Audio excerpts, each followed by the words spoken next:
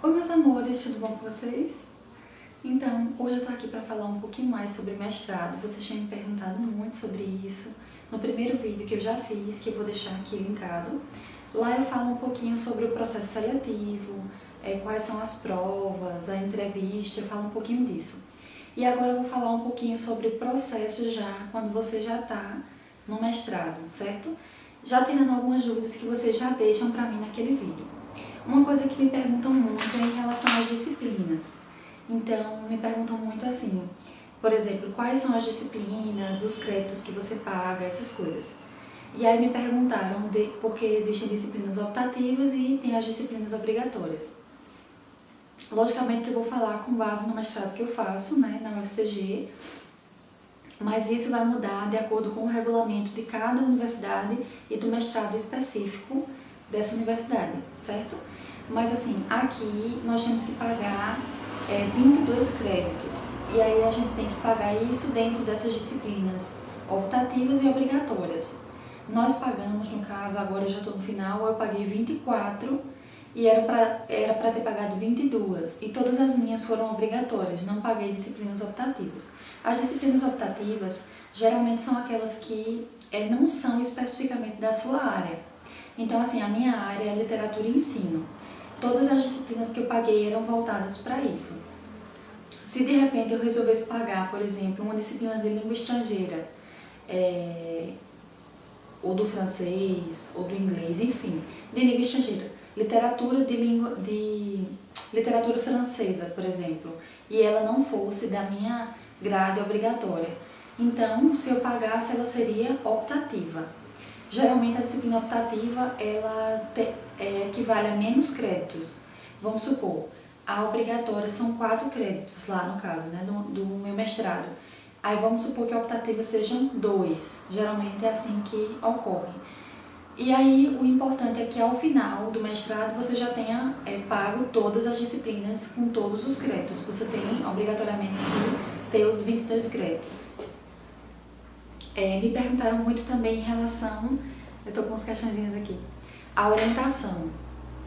É o seguinte, quando você faz o seu projeto, lá atrás, quando você nem passou na prova escrita ainda, você já tem o seu projeto pronto, né? Você já entrega o seu projeto. Esse projeto, você já tem que colocar um possível orientador que você quer que ele oriente. Como é que funciona isso? Você tem que ir no site ou, enfim, perguntar na coordenação, mas no site você já encontra essas informações. Lá, geralmente, vão ter todos os professores da sua linha de pesquisa, no caso a minha era literatura, e lá tem a descrição das orientações que cada professor costuma fazer. Em que sentido? Por exemplo, professor X costuma orientar, vamos supor, literatura infanto-juvenil. Aí o outro professor orienta muito trabalhos com poemas, com cordel. O outro professor trabalhos com narrativas. Enfim, e você vai ter que enquadrar o seu dentro de um desses pensando assim, não, por exemplo, o meu trabalho é sobre poema. Então eu acho que esse professor aqui, X, que já pega orientações em relação ao poema, vai se interessar pelo meu trabalho. Então você tem que ser vivo nisso. Você não pode colocar um orientador que não tenha nada a ver com a sua área, entendeu? Com aquilo que você está propondo. Logicamente que você pode propor até uma coisa que não tem ali, e o professor pode sim querer o seu trabalho, se interessar pelo seu trabalho, mas é interessante que você já consiga enquadrar o seu trabalho dentro de algum daqueles e colocar o possível orientador que pode se interessar pelo seu trabalho. E aí, quando você passar na prova escrita e passar no projeto, que é depois da entrevista, que é onde eles perguntam sobre o seu projeto, quando sair lá no site o resultado, já vai sair o seu orientador. Então você já vai saber se foi aquele que você quis ou se outro, né, se interessou pelo seu trabalho e resolveu lhe orientar. Então, a partir desse momento que você entra no mestrado efetivamente, você já começa a ser orientado. E me perguntaram sobre como essas orientações acontecem.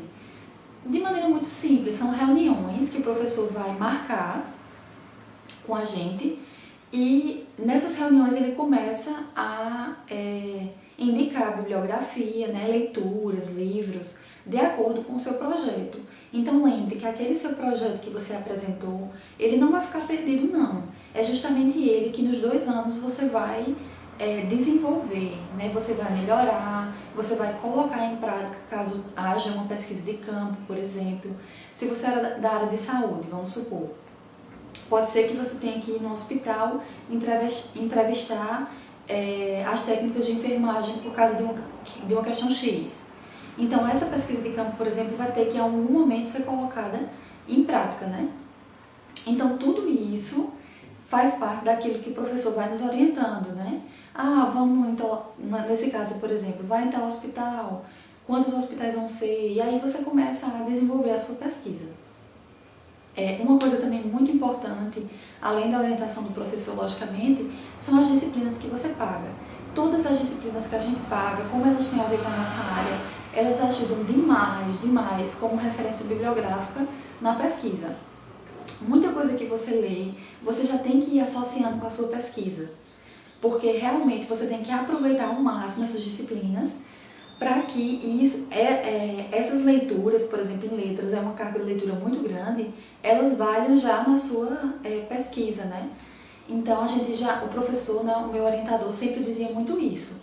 Vá fazendo associações entre todas as leituras que você faz e a sua pesquisa. Vá anotando, vá colocando ou no papel ou no computador, vá digitando alguma coisa. E uma coisa que ajuda demais são os congressos que a gente acaba fazendo aí nesse percurso. Porque nos congressos a gente tem que apresentar o trabalho, mas a gente tem que escrever o artigo. E quando a gente escrevia o artigo, sempre tinha a ver com essa pesquisa que estava em desenvolvimento, no mestrado. Então, essas pesquisas ajudam muito, gente, porque você já pegando alguma coisa que está dentro do seu projeto, você já pode utilizar isso na sua dissertação mais para frente.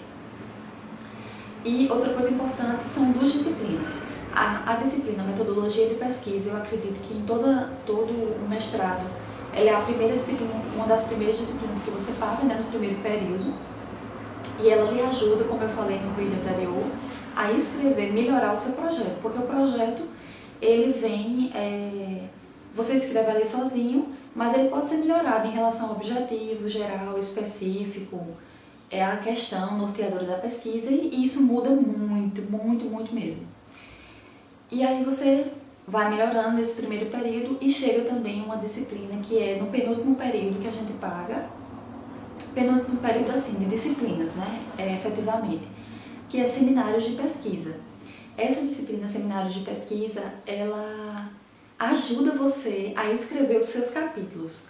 A gente já está escrevendo, a gente já está no barco andando, mas aí a professora, ela estabelece, por exemplo, pelo menos no nosso caso, ela estabelecia datas para a gente apresentar capítulo 1, capítulo 2, capítulo 3, depende aí de quantos você vai ter, né? E essas datas faziam com que a gente tivesse que escrever até aquele período. Não é uma coisa fácil, mas ajuda muito, demais. Então as disciplinas vão te auxiliar muito também na sua escrita.